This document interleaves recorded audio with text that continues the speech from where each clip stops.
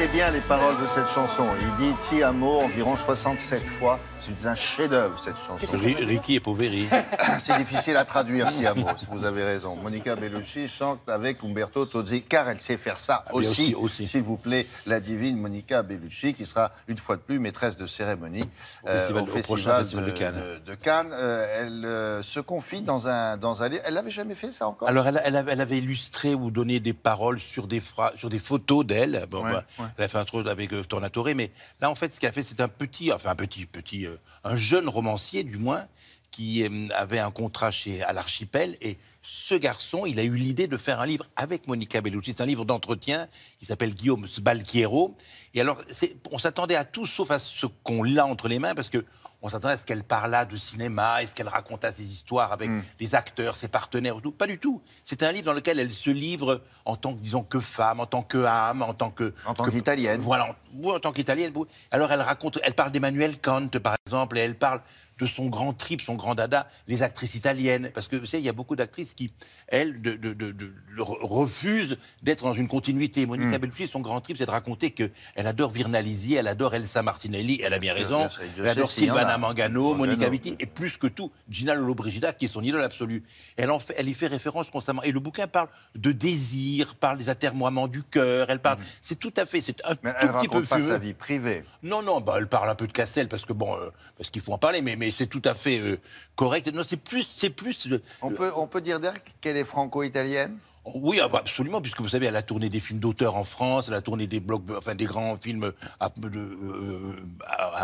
Hollywood. Mais ce qui est le plus émouvant, ce qu'elle raconte pas dans le livre, ce qu'elle m'avait raconté avant, c'est que c'est une fille qui est originaire de Ombrie. Ombrie, vous savez, c'est une province qui est au centre de l'Italie. Et elle raconte que l'Ombrie est un endroit qui est tellement calme, délicat, dans lequel la nuit tombe à 2h de l'après-midi, il n'y a rien à faire. Et elle dit, j'étais chez moi, dans un état de semi-obscurité, et ma vocation, j'ai été faite par la lecture que je faisais des magazines et par la vision que j'ai des films italiens. C'est les actrices italiennes ont été des petites étoiles dans ma nuit. Vraiment, elle le raconte joliment, avec beaucoup de délicatesse. Que c'est en plus, elle s'exprime en français de remarquable. Parfait, délicate, gentille, attentionnée, tout un chacun. Donc, nous avons rencontré cette belle âme de Monica Bellucci à l'occasion de la sortie de ce livre aux éditions de l'Archipel. Monica Bellucci.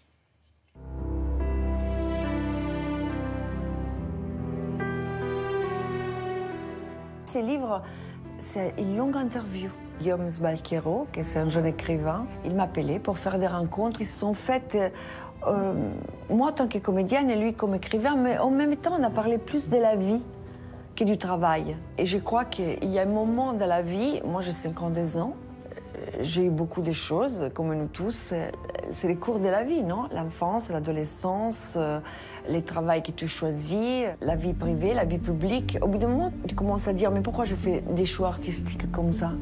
Pourquoi je vis les hommes comme ça, les relations comme ça? Pourquoi j'ai voulu devenir mère? Qu'est-ce qu'il y a entre ce qu'on a fait de moi et ce que c'est mes choix vraiment? Mais je crois que mon questionnement, c'est le questionnement qu'on se fait tous.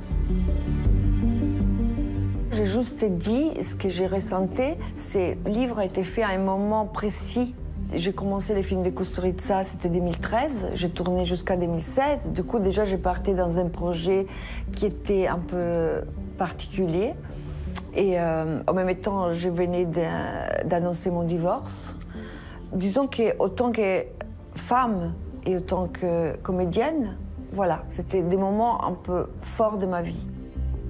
Dante, avec la Divine Comédie, nel mezzo del cammino della nostra vita, mi ritrovai in una selva oscura. Ça veut dire au milieu de ma vie, je me retrouvais sur une forêt obscure et j'avais perdu la route. Voilà, ça peut arriver à tous à un moment de commencer à se demander pourquoi. Quand je regarde du début à aujourd'hui, je pense que j'ai eu beaucoup de chance. Je crois que la vie a fait que beaucoup de rêves que j'avais se sont réalisés. Et de pouvoir vivre de mon métier, ça, je trouve ça une grande chance, énorme. Je crois que pour une actrice, c'est toujours tout sur les désirs. D'ailleurs, je dis toujours qu'en France, c'est le seul pays où on appelle les actrices mademoiselles. Et ça prouve que les actrices en France sont considérées comme des femmes pour qui l'âme reste toujours jeune. Et moi, ça me plaît beaucoup, ça, dans le sens que moi, je crois que la jeunesse, c'est quelque chose qui est lié à l'énergie, pas à l'âge. J'ai parlé des actrices italiennes qui m'ont inspirée, et dont il y a Gina Lollobrigida, Claudia Cardinale, Silvana Mangano, Monica Vitti, voilà. Et du coup, Gina Lollobrigida fait partie de toutes ces femmes qui m'ont inspirée, et que si aujourd'hui je suis comédienne, c'est sûr que ces féminités-là fortes et cette présence incroyable m'ont inspirée. Peut-être qu'il y avait encore plein de choses que je n'avais pas dites et que je dis. Alors son livre sort aujourd'hui, oui. Voilà.